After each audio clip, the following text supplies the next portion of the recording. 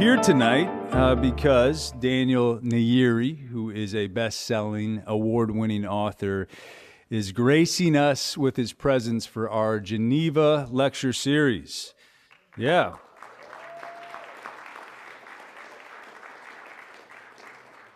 And he has also graced us with some weather he brought up from South Carolina, so enjoy it while he's here. So if you're not familiar, my name is Brett Erickson, and along with my beautiful wife, Leanne, direct Geneva. And our mission at Geneva is to make space for big questions on life and faith. And one of the ways that we do that is through our lecture series. So, since 1971, thanks to the work of the Reverend Jason Chen, who is here with us tonight, speaking of being graced with the presence, Geneva has had the privilege of hosting numerous guests who have engaged both our hearts and our minds with their faith and how their faith informs the excellent work that they do. So these guests include Alvin Plantinga, Cornel West, Marilyn Robinson, Madeline Engel, N.T. Wright, Martin Scorsese, Archbishop Desmond Tutu, Brian Stevenson, David Brooks, and now Daniel Nayeri. So if you would like to learn more about Geneva and the upcoming events that we have, you might have seen some here behind us, we encourage you to sign up for our newsletter. And so there are QR codes that will probably hover around after Daniel is done talking. It's on the website, my wife tells me. Thank you. So before we begin, I just want to thank our sponsors for making this evening possible. I want to thank John Landon and the Law Office of Frederickson and Byron, and also the University of Iowa's English Department for sponsoring this event tonight. And also, thank you to our generous, anonymous donors. You know who you are, even though nobody else here does, and we are incredibly grateful for your support. Following this event, there will be a Q&A, so we have a mic set up there in the back. We have it set in the back so you don't block the camera shot. Not that the back of your head is a beautiful thing, but we want to make sure we can see everything that's going on up here. If for some reason you cannot stand up, I have a wireless mic that I can bring to you, and I'm happy to do that, so you can just raise your hand and we'll make that happen. So Daniel, wherever you're at. Oh, there you are. Hey, how you doing? Good to see you. We are, like I said, incredibly grateful that you have graced us here with your presence today. Daniel, in introducing you, I could probably follow the protocol of reading off a lengthy list of your accomplishments, something like maybe a National Book Award finalist, a Prince Award, a Christopher Award, a Middle East Book Award, a Walter Dean Myers Award, a Newbery, a top book of the year for NPR, New York Times, Amazon, Booklist, Bookpage, Publishers Weekly, Wall Street Journal, Today.com. Are you cringing yet, Daniel? Maybe a little bit? Okay, good. And so forth and so on. But I won't do that because there's no need to, and you probably already know about those things. But instead, I'll share that I read your book, Everything Sad is Untrue, for the first time in 2023. And I found myself in awe of how you were able to hold the hygienic supremacy of the bidet with the beauty of a transcendent truth worth dying for.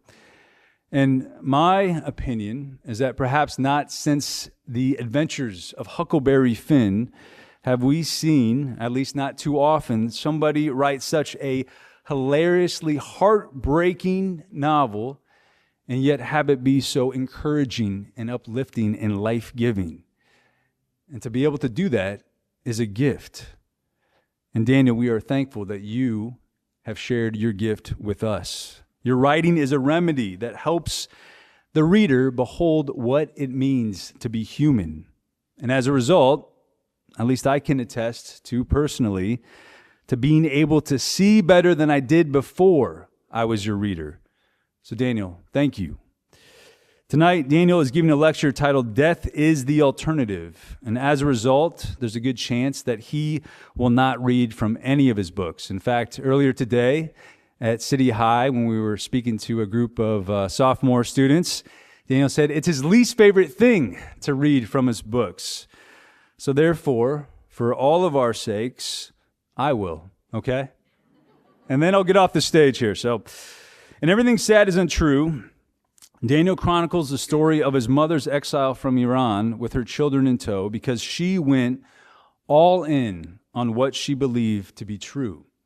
And in it, Daniel writes, "My mom was a Sayyid from the bloodline of the Prophet, which you know about now.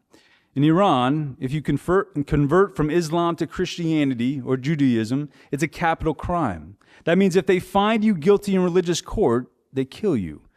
But if you convert to something else, like Buddhism or something, then it's not so bad. Probably because Judaism, Christianity, and Islam are sister religions, and you always have the worst fights with your sister." Amen.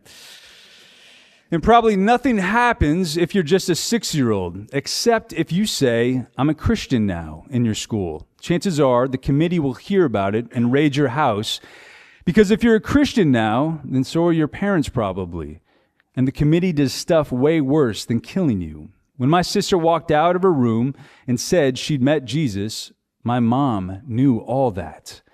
And here is the part that gets hard to believe. Seema, my mom, read about him and became a Christian too. Not just a regular one who keeps it in their pocket. She fell in love. She wanted everybody to have what she had, to be free. To realize that in other religions you have rules and codes and obligations to follow to earn good things. But all you had to do with Jesus was believe he was the one who died for you. And she believed. When I tell the story in Oklahoma, this is the part where the grown-ups always interrupt me. They say, "Okay, but why did she convert?" Because up to that point, I've told them about the house with the birds in the walls, all the villages my grandfather owned, all the gold, my mom's own medical practice, all the amazing things she had that we don't have anymore because she became a Christian. All the money she gave up, so we're poor now. But I don't have an answer for them. How can you explain why you believe anything? So I just say what my mom says when people ask her. She looks them in the eye with the begging hope that they'll hear her, and she says, "Because it's true." Why else would she believe it? It's true, and it's more valuable than $7 million in gold coins and thousands of acres of Persian countryside and 10 years of education to get a medical degree and all your family and a home and all the best cream puffs of Jolfa, and maybe even your life. My mom wouldn't have made the trade otherwise. If you believe it's true, that there is a God, and he wants you to believe in him, and he sent his son to die for you, then it has to take over your life. It has to be worth more than anything else, because heaven's waiting on the other side. That, or Seema, is insane. There's no middle. You can't say it's a quirky thing she thinks sometimes because she went all the way with it. If it's not true, she made a giant mistake, but she doesn't think so. She had all the wealth, the love of all those people who helped in her clinic. They treated her like a queen. She was a Sayyid. She's poor now. People spit on her on buses. She's a refugee in places people hate refugees, with a husband who hits harder than a second-degree black belt because he's a third-degree black belt. And she'll tell you it's worth it. Jesus is better. It's true. We can keep talking about it, keep grinding our teeth on why Seema converted, since it turned the fate of everybody in the story. It's why we're hiding in Oklahoma. We can wonder and question and disagree. You can be certain she's dead wrong. But you can't make Seema agree with you. It's true. Christ has died. Christ is risen. Christ will come again. The whole story hinges on it. Seema, who was such a fierce Muslim that she marched for the revolution, who studied the Quran the way very few people do even read the Bible, and knew in her heart that this was true. Ladies and gentlemen, let us welcome Daniel Nayeri.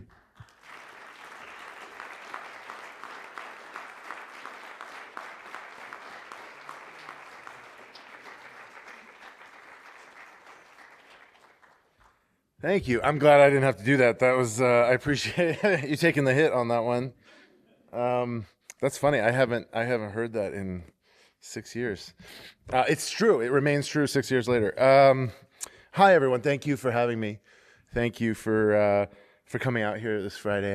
I really appreciate it. It's still a wild experience for me to stand up in front of any place where people have chosen to voluntarily come and offer their time and attention, and that is not lost on me. And so I wanted to come up with a speech that would be worth your time. And so the title of it is "The Alternative is Death." That way, I sort of also had hoped that if you heard of it beforehand, it might help with turnout, So you might say to a friend, hey, you want to come to Daniel Nayeri's speech? The alternative is death. Pretty compelling, I thought. That way, I can prey on all those folks out there who are still scared of death for some reason. And if it works, this could be a real breakthrough for me in terms of sales and fear-based marketing, In fact, I might even change the title of my next book. I could rake in the big bucks. It's going to be called "You're a Nerd If You Didn't, and Your Next Doctor's Appointment is going to Be Deeply Worrisome." A novel. Have you pre-ordered my new novel? You're a nerd if you didn't, and your next doctor's appointment, etc., a novel. I'm just kidding, of course. My next novel will not. It will have some other title, and my sales will likely reflect my cowardice and not yours. In any case, I was wondering, what could I possibly speak to you about? What could be useful to you, dear friends? That is my ultimate goal, and in my opinion, the highest achievement of literature, to be useful in this cast-about life, to offer more than escapist distraction, to help the reader in whatever subtle fashion to achieve a virtuous life and a righteous death. This is the purpose of art. And the very simplest method of that help would come in the form of instruction. But I found that inspiration, insight, beauty, and laughter are far better tools. And finally, of course, the holding of the hand and guidance to the foot of the divine.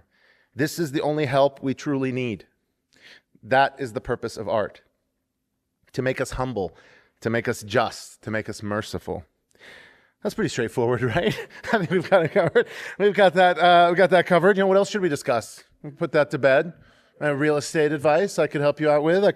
If you'd like love advice, I have that. The answer is yes. The advice is yes. Keep going. I have all sorts of advice to try to be useful to you.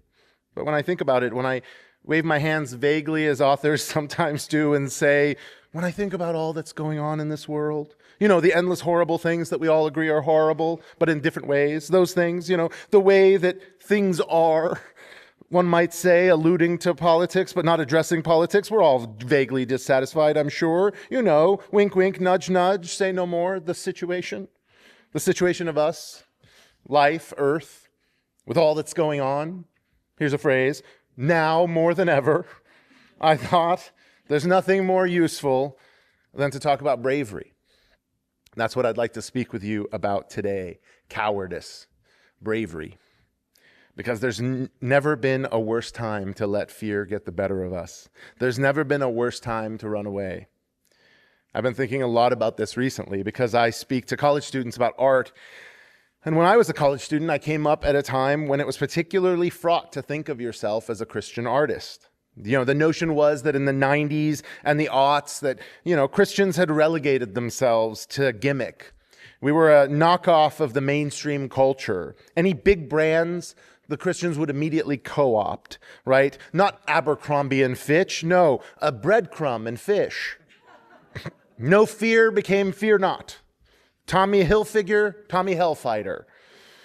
In the New York arts world, the brand was so bad among artists that we fell over ourselves to say, oh, no, I'm not a Christian artist, I'm just an artist who happens to be Christian. I don't know, that never seems like the winning path, right? And yet if we thought that if we could just hide for long enough to win the industry's respect, then maybe they'd let us hang out at the important artist's table. And I bought it. I see that as cowardice now on my part. So I'd like to talk about how to be brave instead. I'd like for you to have different advice, young artists. And that's why bravery will be the topic. If you came tonight to hear me discuss my oeuvre of stories or to do a reading, to think about all the various novels I've written about talking animals and tales of immigrant woe or murders along the Silk Road, then please consider the bravery it takes to disappoint you so thoroughly. It's almost an object lesson in courage, I'd say. Maybe the wrong kind. Maybe the reckless kind that will result in 1-star reviews on Amazon. Went to hear him talk about refugees. Called me a nerd instead. 1 star. That would be recklessness rather than bravery, of course. And I would never, by the way, insult you like that. There will be plenty of Q&A time, and I'll speak about any topic you prefer. We can talk religion. We can talk personal workout plans, whatever you like. We can even take the time for each of you to go on your phones and click on 5 stars instead of 1 and say something like, he flew across the country to encourage me specifically, and I think he deserves to make a living at this, or something like that. We'll figure it out. We're going to do a little workshop. 5 stars. For now, bravery. True bravery, of course. And we're a clever group, so we know that to get anywhere, we've got to begin with definitions. Let's begin there. How shall we define bravery? Well, because there are plenty of times bravery is contrasted with being smart. A character might say, you're a coward. And the standard rejoinder of the ostensible coward is, no, I'm just being smart. To be brave, then, is situated alongside being reckless, having poor risk analysis. This is, of course, the coward's definition of bravery. But at times, it can also be the idiot's definition of bravery. Thucydides, in around 400 BC, wrote this about his fellow Greeks. He said, what used to be described as thoughtless acts of aggression was now regarded as the courage one would expect to find in a party member. To think of the future and wait was merely another way of saying one was a coward. Any idea of moderation was just an attempt to disguise one's unmanly character. Ability to understand a question from all sides meant that one was totally unfitted for action. Fanatical enthusiasm was the mark of a real man. You can see it's not simply the coward who would define bravery as naked aggression. The nakedly aggressive might also choose to call themselves brave. That won't be our definition tonight, as we're neither. But I imagine if that's all I was going to talk about, then I'd have to change the title of this talk. And you could have told your friends, want to come to Daniel's talk? It's nothing but naked aggression. Alas, we've all heard the better definition of bravery, haven't we? It's on wooden placards in every Hobby Lobby and TikTok videos from Navy SEALs. It's the commonly accepted idea that bravery doesn't mean a berserker's lack of fear. Rather, it's being afraid and going forward anyway. At this point, there are so many varieties of this definition, from Nelson Mandela to Omar Bradley of the Joint Chiefs of Staff to the Princess Diaries. It's everywhere. It's almost a truism. Bravery is the inner strength to control your fear. Wonderful. In the practical sense, this is, of course, a much better definition and much better for my purpose of being useful to you, because it takes away from defining bravery as the absence of something, fear. After all, it would be pretty difficult for me to say, want to be brave? Just don't have fear. That's like saying, don't think about a sandwich. Well, you're likely thinking about a sandwich. We're all recalcitrant, imaginative little creatures, aren't we? And if I said, don't do something, you just go out and do it. Don't purchase the works of Daniel Nayeri for all your stocking stuffers this year. That'd only make your family and friends love you all the more. Don't do it. But now we've defined bravery as an internal locus of control. Be afraid, that's fine. Do whatever anyway. Good. I'm sure we could come up with a few exercises to gain more control of the mind, and we'd be better off for it, more brave. But I'm not sure that's the way to go here for several reasons.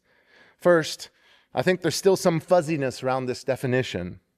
Let me explain. If bravery is moving forward despite the fear, then we still have a problem of Thucydides, which is that we're saying, like the Nike commercial, just do it. Don't think, do. But wait, First, let's try to explore what that internal mechanism is that lets us override the fear and do. And second, let's talk about when we should use it. And third, let's talk about the hardest part, how to use it, especially in those times when we don't have the time to turn it on. The what, the when, and the how are far more interesting to me. And for those of you waiting for this speech to hit its Presbyterian organizational structure, here we are. We're going to talk about the what, the when, and the how of bravery. The one, the two, the three. Jesus will be the third one, of course, the how, but no spoilers for now. Let's start with what. What is that internal fortitude that allows one to go forward despite fear? Is it the quiet resilience that Emily Dickinson was so good at writing about? Let's take a detour into Emily Dickinson for a moment. She wrote, "There is a strength in proving that it can be borne, although it tear. What are the sinews of cordage for, except to bear? The ship might be of satin, had it not to fight. To walk on seas requires cedar feet." I could read that poem over and over again, and that last couplet is my favorite. The ship might be of satin, had it not to fight. To walk on seas requires cedar feet. Isn't that a poem amazing? Where did Emily get such resolve? Where did she get the cedar feet of bravery? This is always a slippery question, and it reminds me of times when the definition is waved away in the experiential knowledge of you'll know it when you see it. Like, for instance, that quote by Madeleine Albright, "Being powerful is like being a lady. If you have to tell people you are, you aren't." You could easily substitute bravery in there, couldn't you? Being brave is simply the state of doing and not worrying about the other parts of seeming. All right, so we've made a bit of progress on the what of bravery. Just have the resolve to go about the business of life without letting fear rule. That's fine for now, but let's note one thing. We're starting to shift our definition of bravery from being a sentiment, a feeling, or an absence of bad feelings to being an action, bravery as a verb. And if it is a verb, then let's worry for a second about the when. When do we need to just do it? When is charging ahead bravery and not mania? When is speaking the truth in a world of lies the brave thing to do? And when would silence be the best course of action? It is undeniably brave to charge into battle. But which battles? I don't know. That's a tough one. Why did I even pick this topic? I'm not actually certain. I could tell you about some of my other books if you like. I just wrote one set in World War II about the Anglo-Soviet invasion of Iran. These two siblings who find themselves orphaned and must strike out into the mountains to find where the nomad tribes are to see if they can live with them. It's great. You should check it out. I have no idea why I decided to wade into such deep waters as this. I suppose, like you, I see the maelstrom of media content every time I look at the internet. I doom scroll through headline after headline of not just bad news, but catastrophic, horrifying, apocalyptic news. I am awash in disasters from every corner of the world. I am like some animal in a lab experiment, and they've discovered a button inside my brain labeled abject fear, and they're pressing it over and over again. The information age is the age of noise, the age of the demons roaring in our ears. And more than anything, I want to know how to parse the real dangers from the perceived ones and when to disregard one or both. I'm reminded of a study done in New Jersey on the effects of such fear. This was a psychological study that began by creating a map of how far children of different generations were allowed to roam from the house as they played. For instance, in my parents' generation, they were often told that they could go as far as the train tracks at the end of town. And in my generation, we were told to stay on one side of the creek in the woods behind the house. And in this generation, children are often told to stay within eyesight so a parent can keep an eye on them. On average, this meant that the children of this town in New Jersey had gone from having a 5-mile radius in which to roam in the 80s to a 50-yard radius now. And what was the reason for such a tight leash? Why did the parents who themselves could travel all around town, why did they fear for their children's safety? Well, their answer was fairly unanimous. Crime. They were safe when they were kids, but crime these days was out of hand. There was just one problem. Crime since the 1980s had gone down across every measurable category in this town. The children leashed to the front yard were objectively safer than their counterparts in the 80s who could travel freely. It was all a matter of fear. And where did this fear come from? The ubiquity of bad news? Sure, very likely.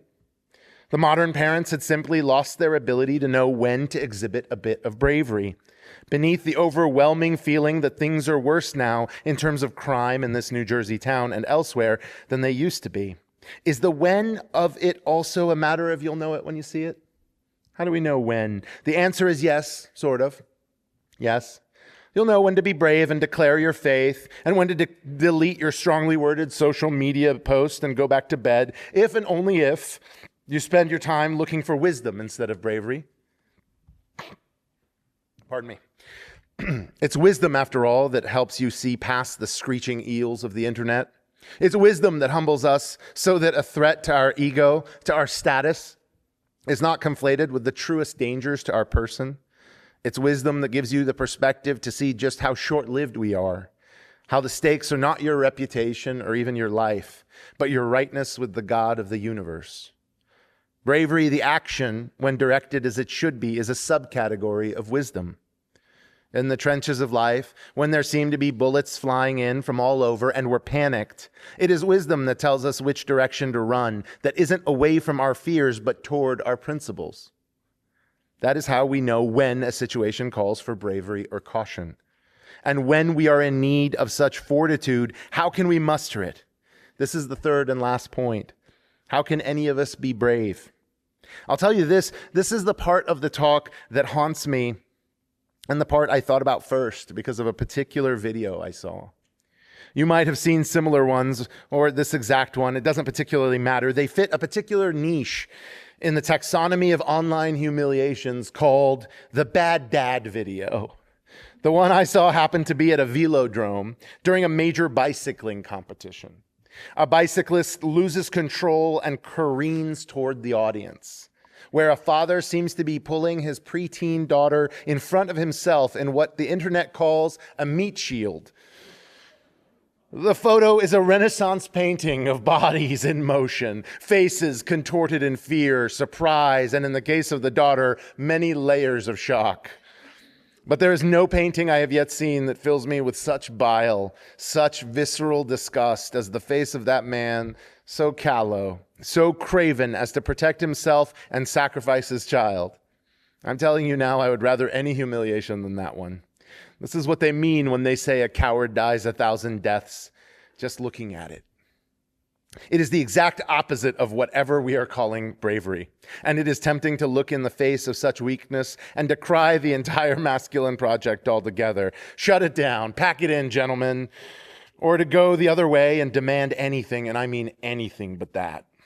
There are videos like this of dads saving themselves from a water balloon rather than helping their child, or moms running away from fires with their hands on their heads while their spouses lag behind them. In the 2014 Swedish film called Force Majeure, director Ruben Östlund had a similar premise. It opens on a ski resort in the Alps, where a father and mother and 2 children are seated on a balcony eating lunch.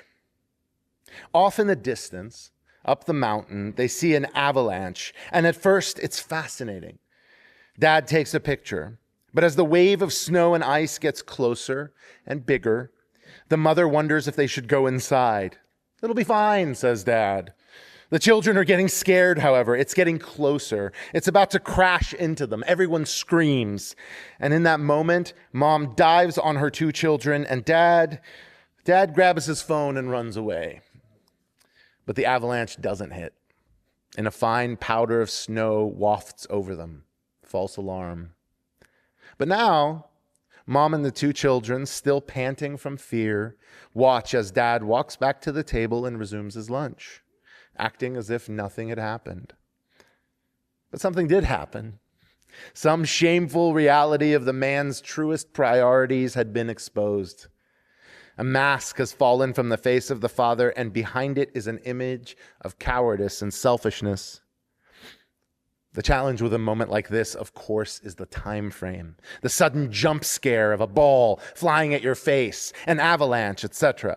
We might look at the dad at the cycling competition and be maximally charitable and say, well, it was an automated response. We all have them. Survival instinct kicked in. If he'd only had a split second more to think about it, he would have said to himself, well, this is a fearful situation, sure, but let me remember that one thing Mandela said and go forward with the stout resolution of an Emily Dickinson and wisely choose to keep my daughter clear of this bicyclist flying toward us.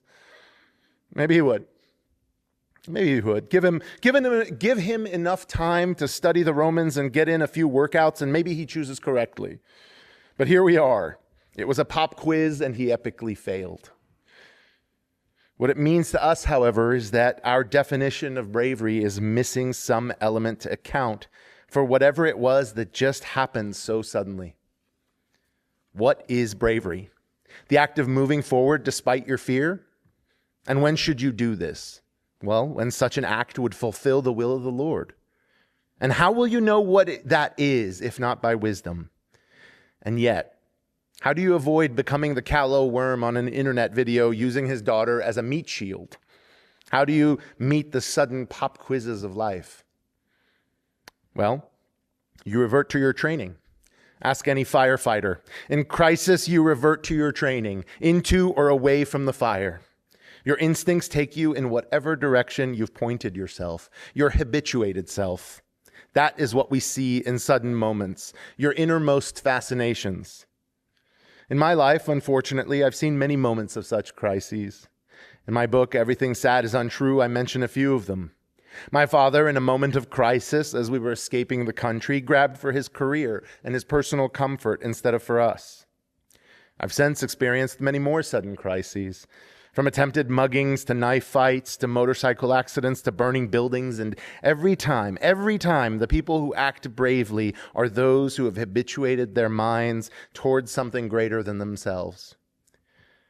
But friends, to relieve yourself of the habit, no addiction of self-centeredness, I've only heard one great piece of advice. It was that no one ever stops a habit or addiction. There is no such thing as quitting anything. There is only falling in love with something else. There is only starting something better. 19th century Scottish minister Thomas Chalmers said it this way in his essay, "The expulsive power of a new affection." The love of the world cannot be expunged by a mere demonstration of the world's worthlessness. But may it be supplanted by the love of that which is more worthy than itself? The heart cannot be prevailed upon to part with the world by a simple act of resignation. But may not the heart be prevailed upon to admit into its preference another who shall subordinate the world? I must leave you there because I can think of nothing and no one more worthy of your adoration than Jesus. To love him most is to understand that our Father in heaven, in a moment of cosmic crisis, grabbed for us. How could we be any kind of artist but the one that offers such good news to others with no shame, no gimmick, no fear? In his company, you will set your sights on things so completely beyond this world that our petty fears, our compulsions to preserve our feeble careers and meager reputations, even our basest instincts, will give way to such bravery in small and great moment of crisis that we hardly consider them challenges in the first place. Friends, I wish this for all of you. I can't tell you what it will look like in your life, only he can. But I can tell you it is the only way to truly live. It is the only way to truly live, and the alternative is death. Thank you.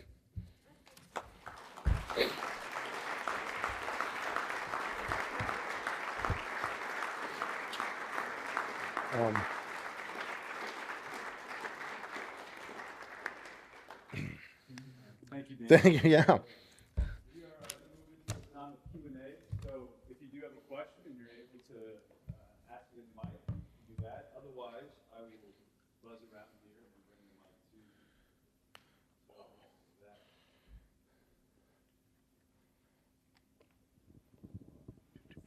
And Daniel's a big fan of mixed martial arts, so there you go. Nothing's off the table here, right? I can give love advice. I already said this. I can give you real estate advice. I have opinions about everything. Yeah. None of them are correct, I'm told, but I do have a lot of opinions. I'm an extrovert. I'll give a God start. bless you. No, this is about the book. My husband and I are about, I don't know, a little bit more than half of it. We got it out of the library, and I hope that you'll sign it. They said we could have you sign it for the library. How do you know you'll like it? They could all die in the end. So, but we just got to that good bit that Brett I appreciate read. But the question I had is actually, I believe what you said was true. It's horrifying because I moved a lot and nobody ever did that to me. But you may not be using the correct names of sort of the bullies in your childhood, especially in Oklahoma. And I guess I wonder if they're true people. Has anybody contacted you? Anybody made any response to you now that you've kind of named them and named what they did? It's true. It happens. It happens here. So the question was, yes, I've spoken to, so let me clarify a few things. One is, in that moment in the story, right, you have a young man who's sort of showing up somewhere and it sort of is aggressively different in kind of his dress, in his manner, in his speaking. And I think there does happen this thing. And sometimes it's just an immune response of a community to have knuckleheads in it who will do kind of knuckleheaded things. Yes, I did cover their names because I actually have no desire to like shame anyone. But another reason is I know those people and have, by the time I got into high school, quite a lot of them were my friends. I like a lot of those people. And I think the reason I like them. The reason I became friends with them in general is that we both took a step toward each other. Over the course of the high school years, and this is something, for what it's worth, you might say, why didn't you write it? You could have made them look better. And the answer is, I had to stop at some point. It was getting quite long. And the other is, I am working on, more stories, and in them, you will see some of this transition. And that transition is fundamentally someone who starts to understand some of the cultural, mores of the moment, makes a few steps toward them. And they, to their endless credit, in my opinion, took a great many steps toward me. And as a result, the Jareds and the Jennifers, who get named as a bit of a Greek chorus in this story, became quite a lot of people who not only did I go to their weddings, but I keep up with on Facebook. And almost all of them read it and were delighted by it. And, of course, some of them were like, hey, I didn't know that. And the answer is we already had that conversation. We had that conversation when we were 18 and sometimes when we were 20. And these are people who I think of as fundamentally, lovely people.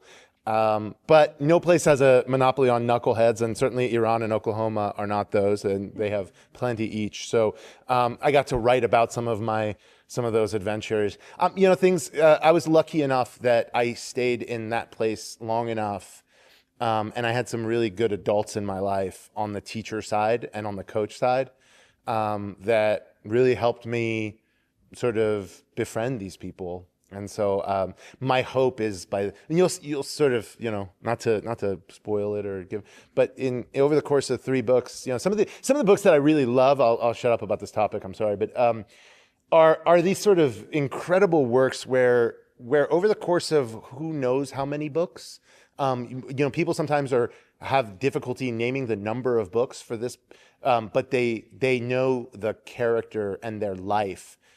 Because that's what stands out. So I'll give you examples. Anne of Green Gables, Anne Shirley. You might have trouble naming every book, but Anne, and you've lived with Anne, and she's a person. Laura Ingalls Wilder does this over the course of so many books. These are like some of the greatest achievements in literature, in my opinion. Robertson Davies did this on the, if you want some trilogies on the adult side, he was a Canadian writer. And I think of that as just such a high watermark. I would love nothing more than to touch the kind of the Anne Shirley quality, and you get to see a great arc of change, especially in her. And so the answer, I suppose, to the question of in real world, as an adult Daniel, when the book of that moment got published, did they contact me? Yes, of course they read it. I got a great, lovely response. But a lot of that like friendship and kinship was not made because of this book. It happened in high school, and I'm really glad it did. I don't like the idea of having written as an act of like axe grinding. I find almost all of it, or as an act of like revenge. Like it's just, I think that's a low ambition for a book, but gosh, is it funny? And heart wrenching at times, and then of course it gets worse, and then it gets better. Thank you. I appreciate it. Hello, Daniel. Thank you for coming to Iowa City. I've now read 3 of your books: the Everything Said Is Untrue, Samir, The Seller of Dreams, and Teacher of Nomadland. And there's some themes that's kind of popped out. One of them being that I knew before I came to your talk, these kind of young characters in kind of formative years, and your ability to tell stories through that perspective of somebody who's kind of in that preteen, teen age frame. And then 2, after your talk, I'm realizing in all 3 of these stories, you've got these characters facing moments where they're kind of tested to see where their bravery is going to come from and where they're going to stand for their values. And so I'm just curious, as a writer, what kind of draws you to want to write stories through that lens of a 10, 12, 14-year-old, and what opportunity does that allow you to explore some of these themes that you're clearly passionate about and trying to be useful to the audience? And as a follow-up to that, have young readers reached out to you and shared how these perspectives have resonated with them and their own kind of formation of their character? Yes, at this moment, I'm sort of lucky enough that I get a lot of letters, which is nice. And I have to try to figure out how to manage. Famously, Mr. Rogers, the great one, wrote back to every young person, and I used to think that this was something that I could do. It turns out he's great for a reason. I have not been able to manage it. I sometimes write back to some classes will write, and I will write back to the class. And sometimes, honestly, it piles up. So but it's lovely that it does happen, and that's and sometimes they'll sort of ask questions as a class. I'll sit in. I try to do that. In terms of why I would write for young people, is that maybe the broader version of that question? Yeah. Well, honestly, I tend to think Gary Schmidt describes a coming of age as the moment a child turns their face to adulthood. And that's not the same thing as the moment a child turns into an adult or the moment of puberty. It is the moment that they get a glimpse. And there are many moments, but there are a moment where they look and suddenly get a glimpse of what adulthood will look like. And that might be I'm going to carry that weight, or, that's a responsibility I'm going to have, but I don't have it yet, right? It is these moments and we've all had them, right, where we glimpse into, and sometimes they're tragic, sometimes they are dreadful. We don't want them to come because childhood is sometimes delightfully, carefree, and sometimes it's quite the opposite. And so I think of that moment, the coming of age moment, all the time. I think it's extremely fascinating. I think it's it is something that forms our sort of moral framework. I think if you were to ask anyone, tell me a book that changed your life, like quite literally changed your life, you would most likely be told a book they read sometime between the ages of 12 and 20. Like that's the window wherein not only are they thinking about those big adult questions, but they're quite open to having the conversation. They're not as certain about their answers.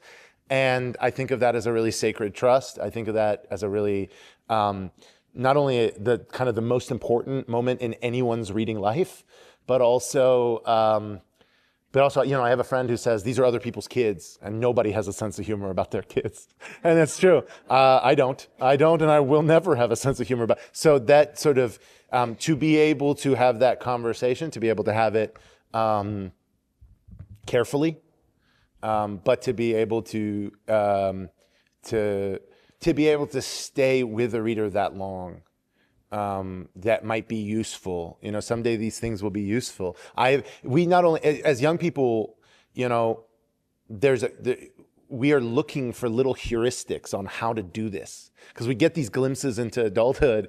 We're like, it looks complicated, right? Anything that has a sufficient amount of information and data, which adulthood does, all of a sudden starts to look chaotic and dangerous. And what do we do as humans? We build little heuristics, little rules of thumb. That's how we parse information.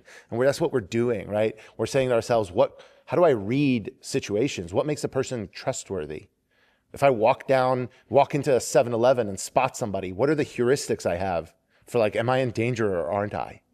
If I really want to give my heart to, someone else, like, what are the heuristics for the speed with which to do it? And the person who's going to be most careful with this thing that I give them. Like, how do we have these heuristics, really? And the answer is we get them through stories. That's how we get them.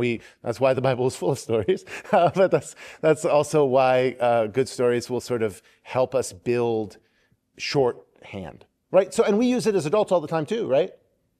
Be careful, he's a Don Juan. What are we doing? We're using that character as a shorthand for a man who is a libertine and a player, so to speak, in modern, right? And be careful with him. He's a Don Juan. Be careful with her. She's all about Eve. The young ones might not know this one. It's a great film, all about this young woman who befriends an older actress because mostly she just wants to take what she's got. It's this sort of conniving friendship. She's all about Eve, right? He's a Don Quixote type, right? These are all ways in which we use characters that we all absolutely know as shorthand for how to parse a complicated and difficult adult experience, especially early on. And I think for a book to be able to give you that toolkit, for a book to be able to say, okay, I'm scared right now. What do I do? The great, I'll say it every time, the great Mr. Rogers, right, used to say, if it is mentionable, it's manageable. Young people's literature's job is to make mention of things that then other young readers will be able to manage. I think that's really, I can't think of a better thing to do. Someday maybe I'll write a kaleidoscopic novel and try to impress the adults. But for now, I think to be useful seems like the highest calling. Hi, Daniel. Thank you for being here. And my family's sitting there. We all read your book together. Everything Sad is Untrue. We loved it all. We loved the title. Thank you. We felt like we knew you. We loved you. At least your 12-year-old you. No, Sorry to disappoint. No. But, we laughed through the whole thing. Yeah. And I'm actually reading a book right now where these 13th century monks are debating whether or not laughter is from the devil. And I just Is it Name of the Rose? Yeah, exactly. So good. So Umberto Eco, one of the greats. Yes. Not the great one, that's Mr. Rogers. But I was wondering if you could speak on the role of laughter in your conversion story, your faith journey.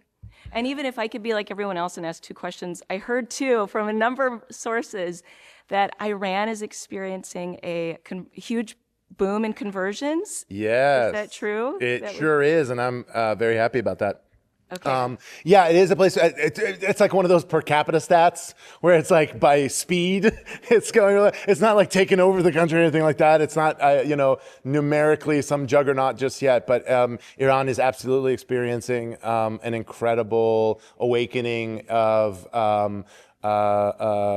Christian conversion, and I think that's an incredible feature. I think Umberto Eco's book, The Name of the Rose, is a fantastic novel as well. But I would fall on the side of pro-laughter for several reasons. One is, from a writing perspective, it's fundamentally like one of the most important tools, and one of the reasons for that. And screenwriters will tell you this all the time. They'll tell you, in a good screenplay, make them laugh, make them cry, then get out of there before they get bored of you. And the answer is yeah, that's exactly it, and in that order.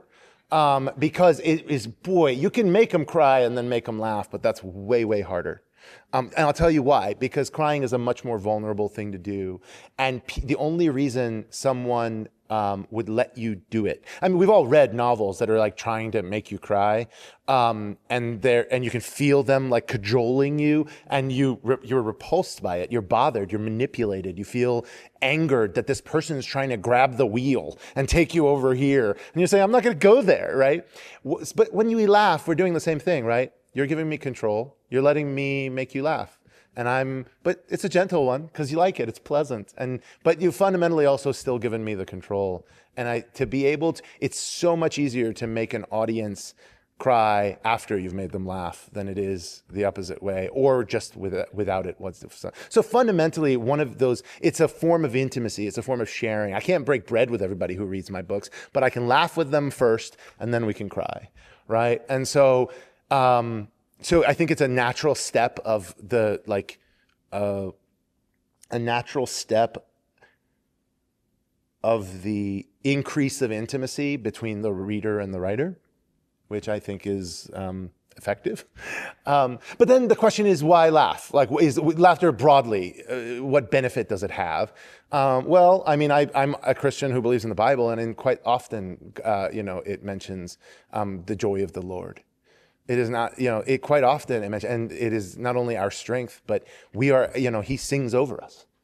He is a creator who is not simply monotone and grave. Although he is those things, he is also the law, and he is deadly serious, and at times he is angry.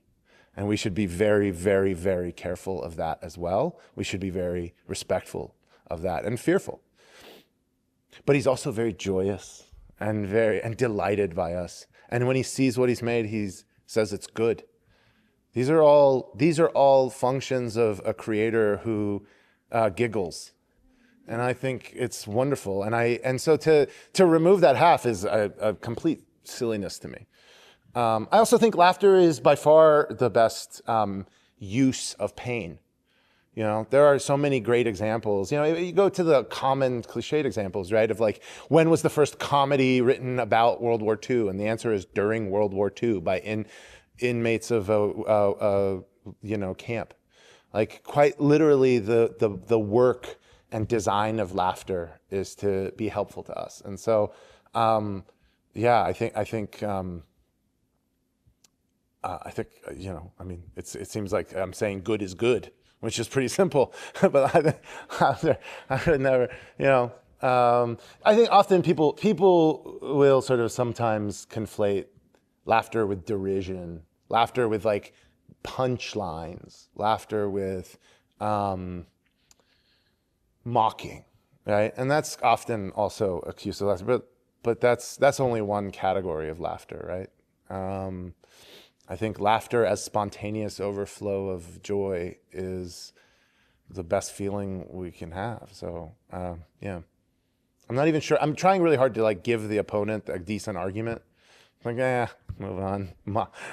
Yes. Yeah, I suppose if you're laughing in the face of someone in pain, don't do that. That's in bad taste. But otherwise, pro laughter. Let's go with it. Thank you. Hi. So they're kind of Arlen. Yes. Yeah. Hey, good memory. Yeah. You didn't call me Arlene. Arlene. I would say there are maybe two aspects to bravery. There is like anticipating something difficult that's going to happen, and then enduring something difficult once it happens, and being brave in the midst of that. And I would say throughout church history, persecution may be one of the biggest forms of Christian bravery that we have to endure. And it sounds like your life has been full of quite a lot of that, having like fleeing from an oppressive government, and then maybe like 0.5 notches down in the persecution scale, you're in the writing world. So that would probably, you probably have a lot of experience with this. What is your advice for, Christians in the modern day enduring persecution for being a bearer of the cross? How would you advise us in that way? Well, I mean, thank you. I'm, as a contrarian by heart, I'm like, but it wasn't that bad, right? I mean, it was pretty good. I'm having a great run of it, and I'm very lucky. So I would never want somebody to go away with the impression that I'm I'm sort of weaving some tale of woe, but I hear your point, and I think the harder question that I'm vamping in order to avoid and stall is, how would one manage a broadly speaking hostile environment toward their faith in the arts? Was that it? Let me try to reword it with other synonyms so as to give myself time.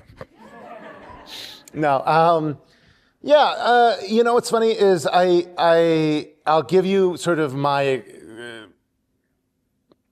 anecdotal example, which may be broadly extrapolated from and made useful for you, because the principles of it are fairly hard for me to pin at the moment.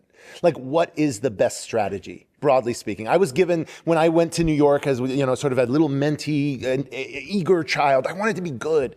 You go to New York, why else would you go to New York? It's like sticking your hand in a meat grinder. Like, the reason I'm there is because that is where the greats were. That is where, like, publishing resides, and I want nothing more than to be good at this. And so I was like, okay, I'm here, like, explain it to me, And I sat at the foot of a lot of artists who, were people of various faiths and different backgrounds and things like that. And a lot of the advice I got was, this idea that to be someone of faith, and this all broadly was a broad thought too, although especially for Christianity, because that's the, mainstream majority faith of the country, was you'll be perceived as less intelligent, right? Less cerebral, less capable. You can either be artistically sophisticated or you can be of faith, but you can't be both, right? That was like perceived as a fatal flaw of your cognition. And so I'm sorry to say that branding really worked for a while.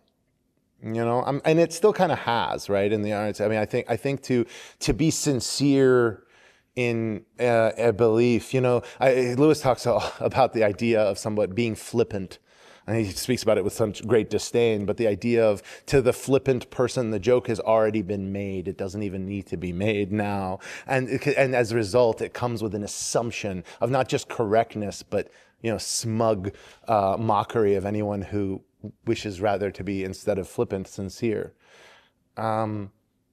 He has a pretty broad brush there, but it's pretty accurate.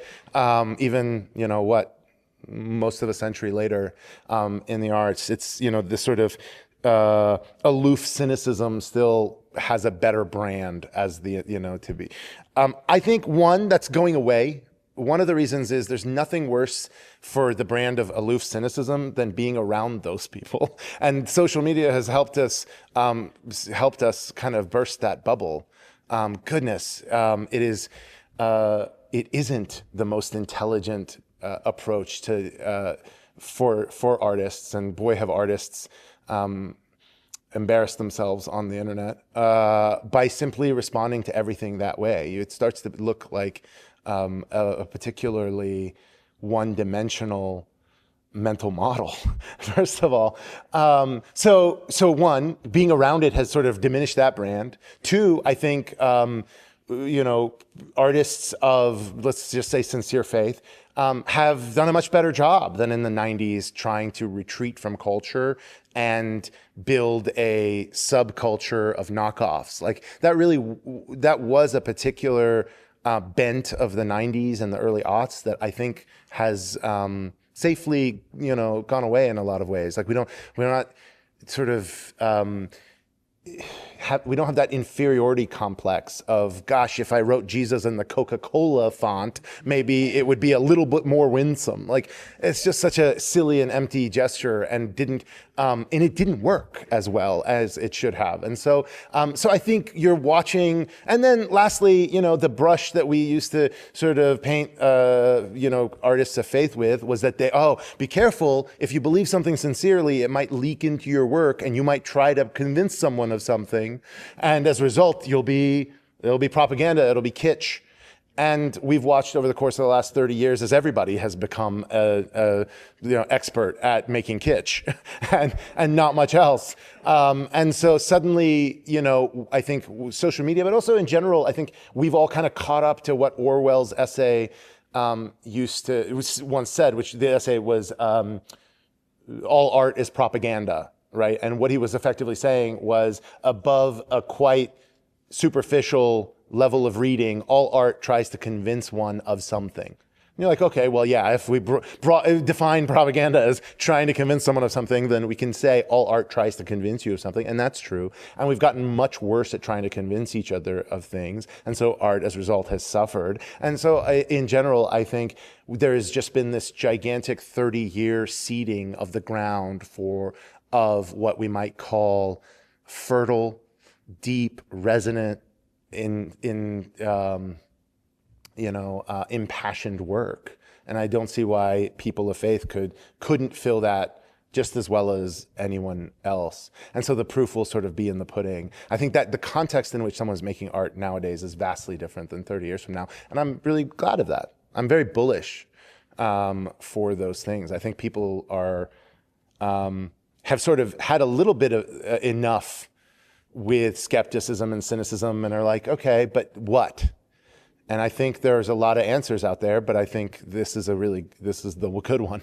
And so I'm very bullish about where sort of Christian art will go. That was like a series of answers, but I'll pause there. This strategy. No, I actually didn't answer your question. You know why? Because I was setting up the context of all these brands going up and down.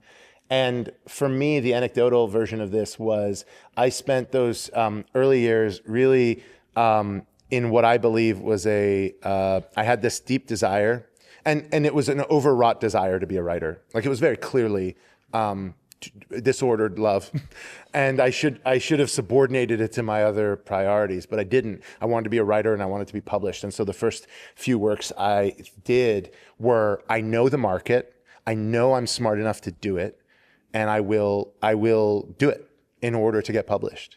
And I'm telling you, and they were published, and I got book deals. They paid for my wedding. It was success. And I'm telling you, I've never been more miserable than when books I was not only not proud of, but books that felt in no way relevant to what I believe became a success. And suddenly I was like, well, this was a nightmare. I would wish on no one the success of bad work. And so that was an incredible, for me, moment of, and an indictment of not only my behavior, but of my idol, which was to have been a writer and to have published. And when it won, it was empty and meaningless. And I said, so this was 10 years in. This took me a while. I like to pretend it was like a picnic at which I learned all these things.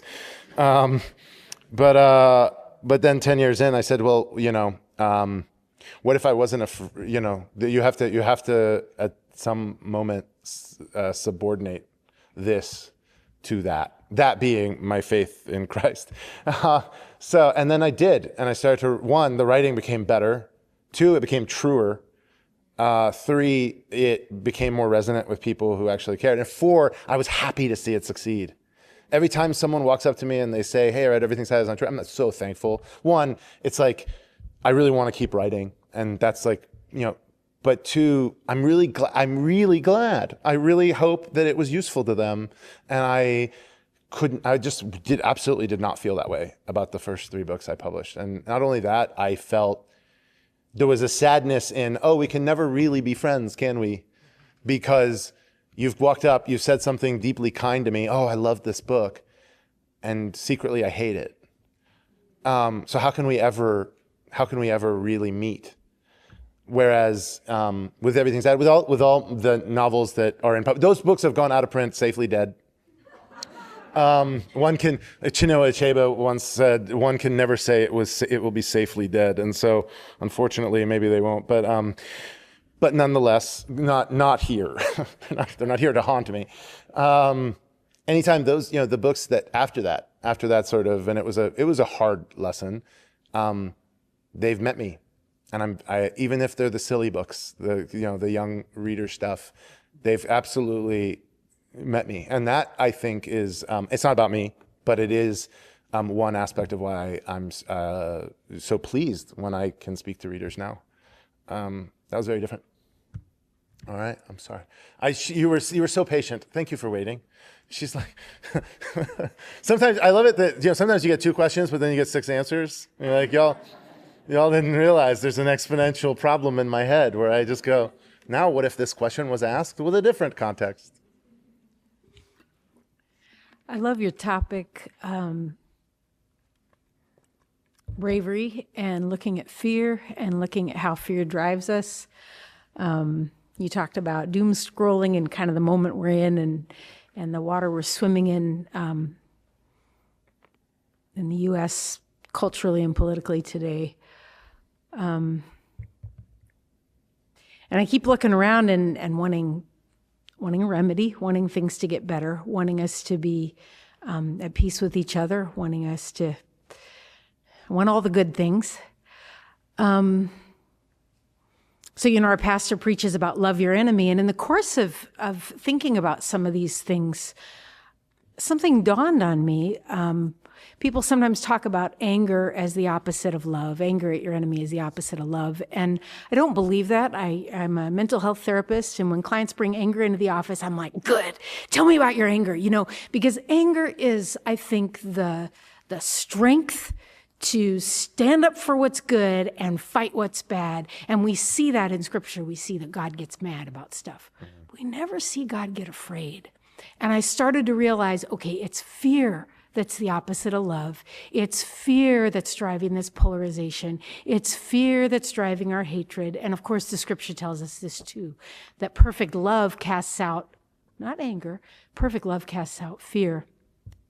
So I see the fear, and I see it driving brothers and sisters in Christ who I have respected for many years to make decisions that I don't respect. And I look at them and I just want to shake them. I say, those are not your values. Why are you acting that way? Why are you endorsing X, Y, Z? Why are you taking that path? And one guy said recently to me, well, there gets to a place where you have no choice. And I think what he means is, I'm so scared by what I see from the other side that I don't care what values I have to throw away in order to save myself. The meat shield? I didn't know that term. Did I get it right? It's a pretty silly term, but yes. Like, I don't care who has to suffer for me to feel safe. Yeah, I see what you mean. So I'm sitting here wondering, as brothers and sisters in Christ, how do we help each other to have courage? How do we help each other to say, this might hurt, but I can't sell out? How do we strengthen each other? How do we not go there? How do we not be willing to look each other in the eye and say, I have no choice? I feel let down and discouraged when I see that among the people of God. Yeah. Yeah.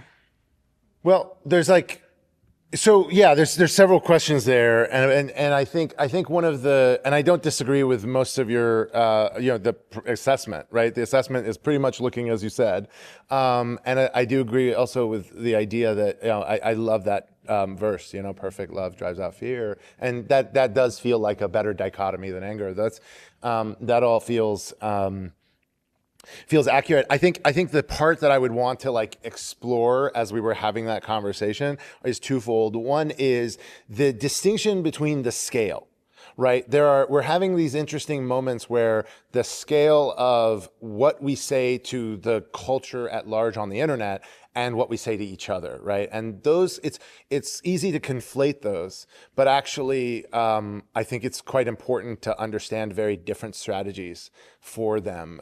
So, for example, I'm very heartened by the last part of what you said of how do we help each other, right? Because the answer is in the question.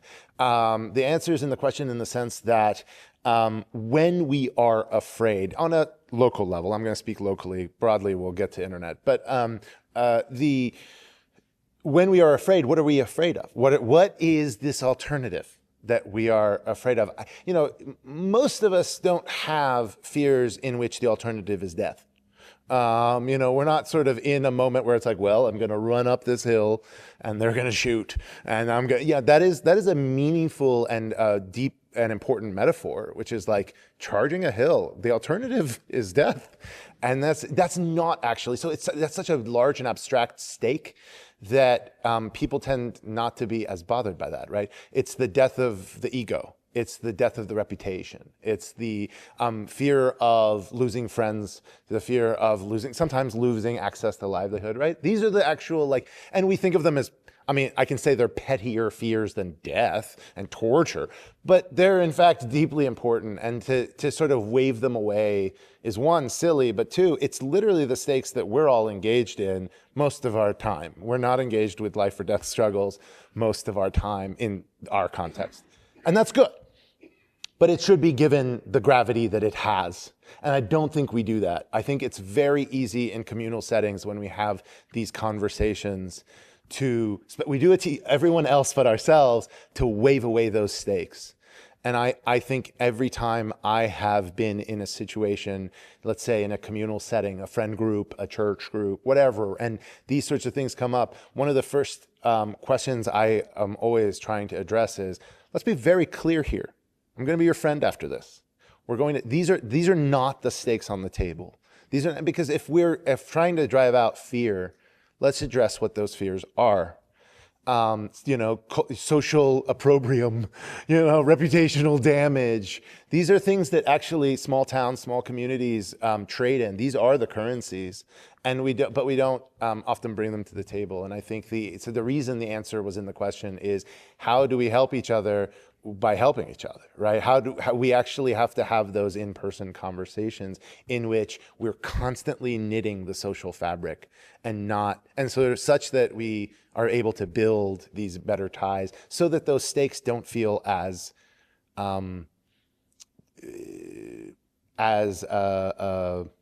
annihilating of our decision space. Right, to be able to help someone say, like, actually, there's a pretty large decision space here. I realize I'm telling this to a trained professional, so I'm hoping someone in here doesn't know this, but certainly it's not you. So in this case, I think that's actually something that we miss a lot. We go to our corners really fast. I know I do. I like fighting. I was raised in we fight with bloody teeth. We go in, we go hard. I was raised with very bad conflict resolution skills, is what I'm trying to say. And so I go to my corner real fast, and I'm actually looking to heighten your stakes, and so that was something I had to figure out late in life. On the larger scale, I think the strategies we're using to interact with each other on the larger scale, which is to say mediated through the internet, is disastrous. It's like using a funhouse mirror to try to communicate visual information. It's completely built on distortion and completely open to hostile, antagonistic, and manipulative intervention. And so I think we have got to figure out how to use those platforms better. Social media, clearly, the algorithms of social media are not working if you're trying to build peace. And so I think are forced, if we're going to continue engaging with the internet, we're going to have to figure out how to corral all the demons in there. And by that, I mean, quite literally, if you think Twitter is a good place to have a discussion, friends, let me be the person to tell you, it's simply not the format, right? If you wanted to have I mean this literally, if I told you hey, your beloved is dying, I was thinking that maybe you could have a can in this room and I'll just have this little string and we'll take it over there to this can. You'd be like, what are you talking about? I want to hold their hand right now. I want to look in their eyes right now. Get away from me. That is not the format in which I'm going to have this sacred conversation. That is what you would say, and you should. That's a silly thing for someone to do. And I think Twitter, to have a conversation where we convince each other of the most important things in our body politic, in these little goofy, punch buttons, I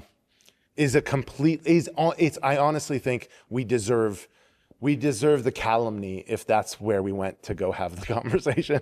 We went to the Colosseum and went, gosh, what if I garden in the corner? Maybe my daisies will come up real pretty here. It's like, no, they're gonna get trampled by elephants. What are you talking about? This is the Colosseum. That's what it's for. Why were we gardening in the corner? So silly, terrible metaphor that just popped in my head. But the point is, I think we have to figure that out. It's not going to work. There are places, I think there's hope. Don't get me wrong. I think like broadcasting long-form conversation is just infinitely better. So I think beginning there. All right, I'll stop screaming about. Don't get me started on smartphones. That would be terrible. All right. Do we have time for one more? Yeah, we have time for one more. Okay. So, only if it's Jacob, though. Yeah. Yeah. Jacob, how's things? It's going to be a good one. Can you talk a little bit about how your time at Redeemer and sitting under Tim Keller's kind of teaching has impacted your writing life, but also just your flourishing? Oh yeah, I mean, I crib his stuff more than anybody else. It's the challenge of, Tim Keller was my pastor for 20 years. I attended Redeemer in New York, and so that's from 18 to 38, which means that I don't know of a window of time where I was thinking seriously as an adult about topics of theology. Like I went to youth group as a 16-year-old and I memorized the books of the Bible. I definitely felt as if I had a pretty strong grasp as a 17-year-old. I'm not saying I was unaware, but if you become my pastor at 18 to 38, I think it's simply fair to say that the Venn diagram of my understanding of theology is a very small circle within the large circle of Tim Keller's teachings, right? So I think that's fair. I do disagree with him on some things. So it's like an M&M that's like slightly outside of a kiddie pool, and you're like, okay. But fundamentally, that's, I think it's like the fairest credit to give. Also, like quite literally, my first novella I ever wrote was like a farm allegory that was based on a sermon he gave, right? Like my understanding about like an absent God, or the feeling of one anyway. And so, yeah, he was someone who came into my life exactly when I needed it. He was somebody who sort of was thinking about theology with a particular bent toward, he was actually sort of really bent toward the arts in a way that was very meaningful to a young artist, right? That I was like, these things are meaningful. They're useful to pastors. Sometimes I think pastors will kind of pick their categories to, for their opening chatty chat, they'll be like, I was making nachos for the hockey game or something, or they'll sort of mention this kind of, common format of the sermon friendly parts. And sometimes it'll just be like Pixar movies over and over again. And, but I was very, and I'm not trying to dog on that, but I am trying to say, I sure am actually. I was just trying not to hurt anybody's feelings.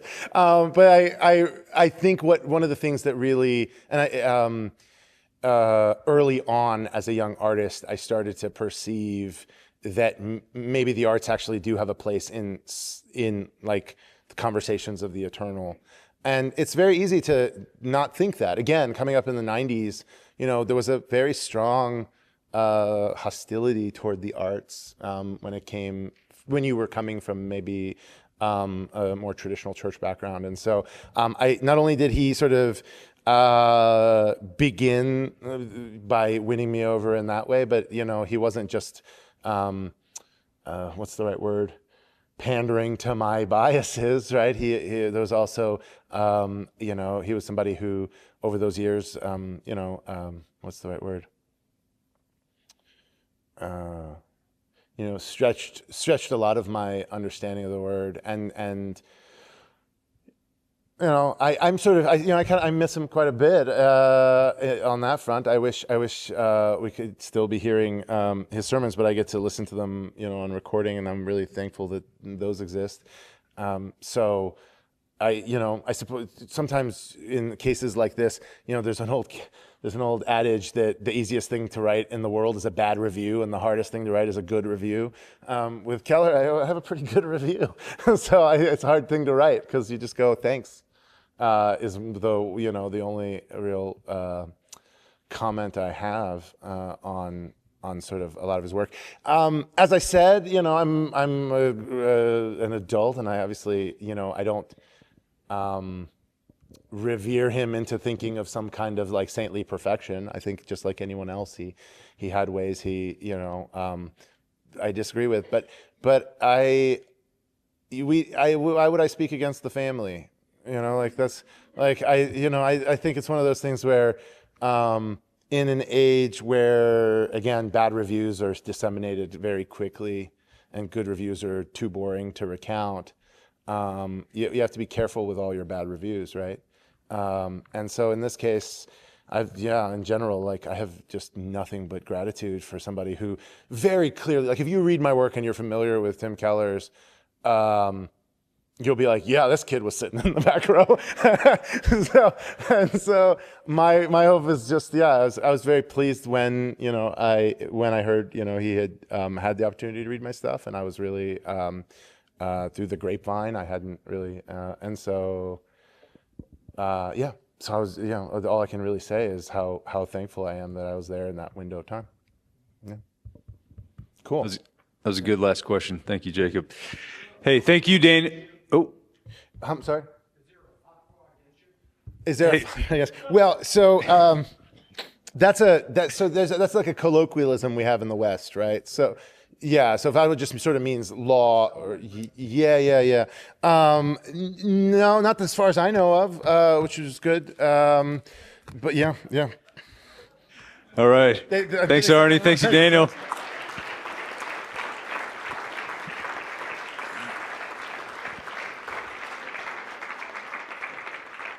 Daniel gave us much just to chew on tonight. We really appreciate all your insights and taking the time to just grace us with that beautiful lecture. Daniel is willing to sign books, correct? Yes, okay. So we'll do that signing at the back where Prairie Lights is selling books. I want to thank Prairie Lights for coming out here tonight and helping out sell books. Also, a big thank you to Ty Coleman and City Channel 4 for recording tonight. So if you liked what you heard, you can go back and watch it on the channel. And then thanks to Jacob, our artist in residence, for also taking pictures and video tonight. So just to end our time here and to leave you with this, something that Daniel has already said, and I assume, Daniel, as much as you don't like reading your own books, you don't like rereading your own lectures, right? But Daniel did say this tonight. He said, the people who show bravery are those who have habituated their minds on something above themselves.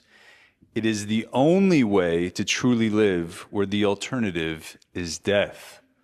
So let's take that with us tonight. Go in peace. Thank you for coming out.